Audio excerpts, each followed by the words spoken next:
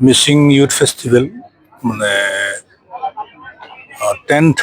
मिसिं youth festival कारें सापुरि बेवहाय टाका मिसिं बरिं केबांनिफ्राय जोंखौबो हांख्रायनायखाय जोंबो नुजाफैदों नुफैदों जे बिराद माने बिथांमोननि एरेन्जमेन्टआ फ्राय कमप्लिट जाजोब्बाय गाबोन भारतनि गृहमन्त्रि अमित शाह बिथाङाबो फैगोन होननानै खोनादों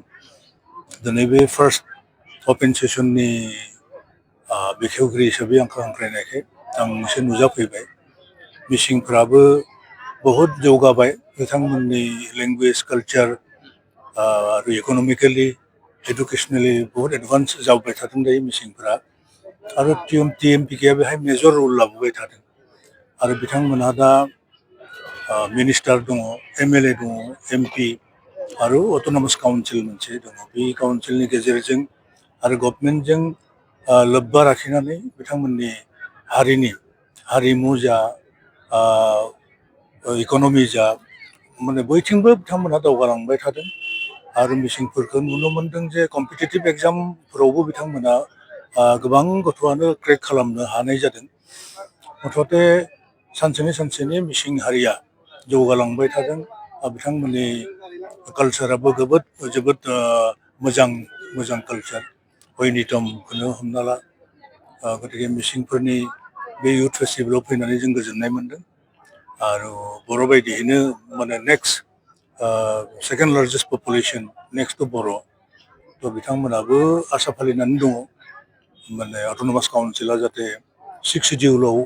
माने हाबो बा इन्डियान कनस्टिटिउसननि 6 शिडिउलाव रिकगनाइज खालामो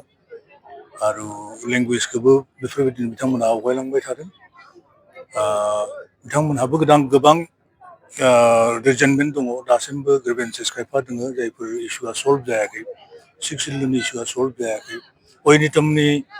11 डिस्ट्रिक्टआवल'सो बन्द'खौ होनाय जादों नाथाय बिथांमोना डिमान्ड खालामदों जे सारा आसामावनो मोनसे बन्द' फालिनांगौ आरो गभर्नमेन्टआ बेखौ रिकगनाइज खालामनांगौ गतिके जों ट्राइबेल संघनि जानानै बा सिसिटुवानि जानानै बेहाय फैनानै गोजोननाय मोनदों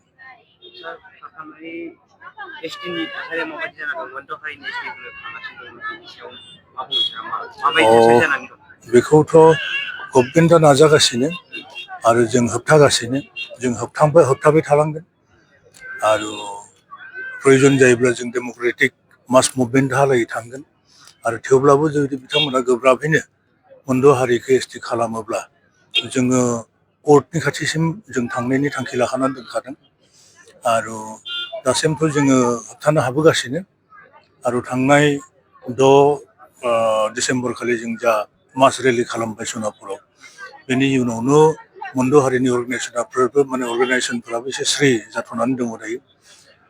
आरो ग्रुप अफ मिनिस्टारनि जा रिकमेन्डेसन बे रिकमेन्डेसनखौ दैथायहरगोन होनना बुंदों सेन्ट्रेल गभर्नमेन्टनिसिम आरो जोंबो जोंनि जा एक्सपार्ट कमिटि जों दादोंमोन कनसालटेटिभ ग्रुप दादोंमोन बे ग्रुपनि रिकमेन्डेसनखौ नायनानै जोङो बेखौ स्ट्रेट राइट जों रिजेक्ट खालामदों ग्रुप अफ मिनिस्टारनि जा रिकमेन्डेसन जों रिजेक्ट खालामदों आरो गभर्नमेन्ट अफ इन्डियानोबो जोङो बेखौ हैगोन प्राइम मिनिस्टार हम मिनिस्टार ट्राइबेल एफेयार्स मिनिस्टार आरो GI आरो